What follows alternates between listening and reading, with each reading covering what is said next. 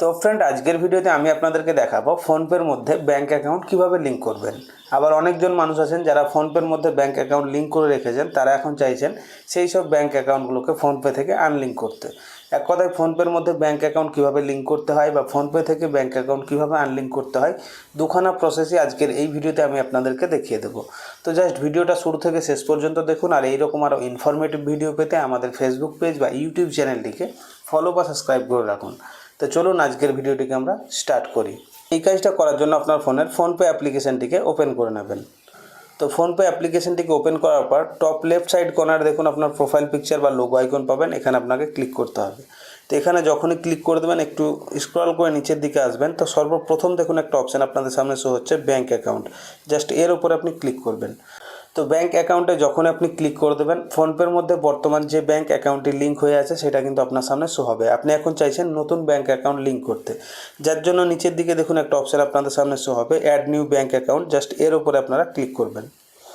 তো তারপরে যে ব্যাঙ্ক অ্যাকাউন্টটিকে আপনি অ্যাড করতে চান সেই ব্যাঙ্ক অ্যাকাউন্টের নামটি এখানে আপনাকে দিয়ে সার্চ করতে হবে। তো আমি এয়ারটেল পেমেন্ট ব্যাঙ্কের অ্যাকাউন্টটিকে আমি অ্যাড করবো, যার জন্য এখানে লিখে দিলাম এয়ারটেল। তো চলে এলো দেখুন Airtel payment bank limited. Just এর উপরে আমরা ক্লিক করে দেবো। তো এর উপরে যখনই ক্লিক করে দেবো, এখানে অটোমেটিক কিন্তু এয়ারটেল পেমেন্ট ব্যাঙ্কের যে অ্যাকাউন্টটি ফিচ হয়ে যাবে, ঠিক আছে। তারপরে এখানে আপনাকে বলছে UPI pin is set for this account. আপনি এই অ্যাকাউন্টের জন্য ইউপিআই পিন সেট করতে পারেন।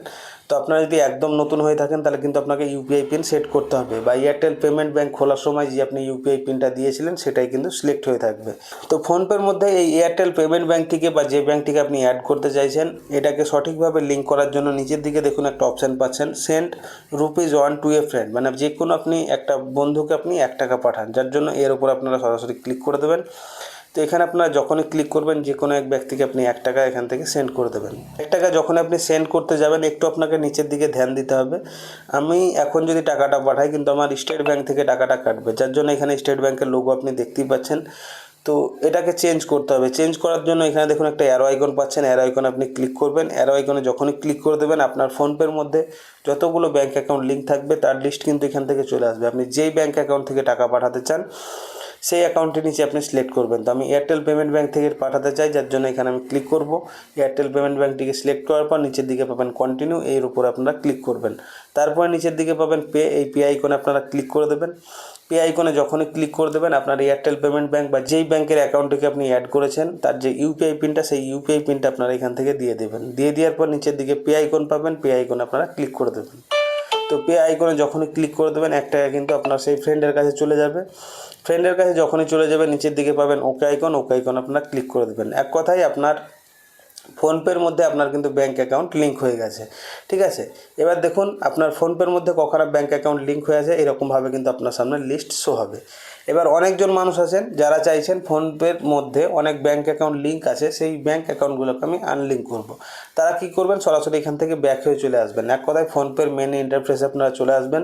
চলে আসার পর টপ লেফট সাইড কর্নারে আবারও আপনাদের প্রোফাইল পিকচার বা লোগো আইকন পাবেন, এখানে আপনারা ক্লিক করে দেবেন। দেন নিচের দিকে পাবেন ব্যাঙ্ক অ্যাকাউন্ট, একটু স্ক্রল করে আসবেন, এই যে ব্যাঙ্ক অ্যাকাউন্ট এর উপর আপনারা ক্লিক করবেন। তো ব্যাঙ্ক অ্যাকাউন্টে যখনই ক্লিক করবেন আপনার ফোনপের মধ্যে যতগুলো ব্যাঙ্ক অ্যাকাউন্ট লিঙ্ক হয়ে আছে তার লিস্ট কিন্তু এখানে আপনি পেয়ে যাবেন। এর মধ্যে থেকে যেই ব্যাঙ্ক অ্যাকাউন্টটিকে আপনি আনলিঙ্ক করতে চান ফোনপের মধ্যে থেকে সেই ব্যাঙ্ক অ্যাকাউন্টের উপর জাস্ট আপনাকে ক্লিক করতে হবে। তো আমি এয়ারটেল পেমেন্ট ব্যাঙ্কের যে অ্যাকাউন্টটি সেটিকে কিন্তু ফোনপের মধ্যে থেকে আনলিঙ্ক করতে চাই। তো সেই অ্যাকাউন্টের উপর সরাসরি আপনারা একবার টাচ করবেন। তো এই অ্যাকাউন্টের উপর যখনই টাচ করবেন একদম স্ক্রল করে নিচের দিকে চলে আসবেন। নিচের দিকে যখন আপনি চলে আসবেন এখানে দেখুন একটা অপশান আপনাদের সামনে শো হবে, সেটা হচ্ছে আনলিঙ্ক ব্যাঙ্ক অ্যাকাউন্ট। জাস্ট এর উপর আপনাকে ক্লিক করতে হবে। তো তারপরে এরকম একটা পপ আপ উইন্ডো আপনাদের সামনে শো হবে, এখানে নিচের দিকে পাবেন আনলিঙ্ক, এই আনলিঙ্ক আইকনে আপনারা ক্লিক করে দেবেন।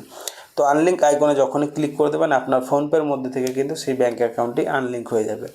তো আশা করছি ফ্রেন্ড এই ব্যাপারটা আপনারা খুব ক্লিয়ারভাবে বুঝে গেছেন ফোনপের মধ্যে যে কোনো ব্যাঙ্ক অ্যাকাউন্ট লিঙ্ক কীভাবে করতে হয় বা ফোনপে থেকে যে কোনো ব্যাঙ্ক অ্যাকাউন্ট কীভাবে আনলিঙ্ক করতে হয়।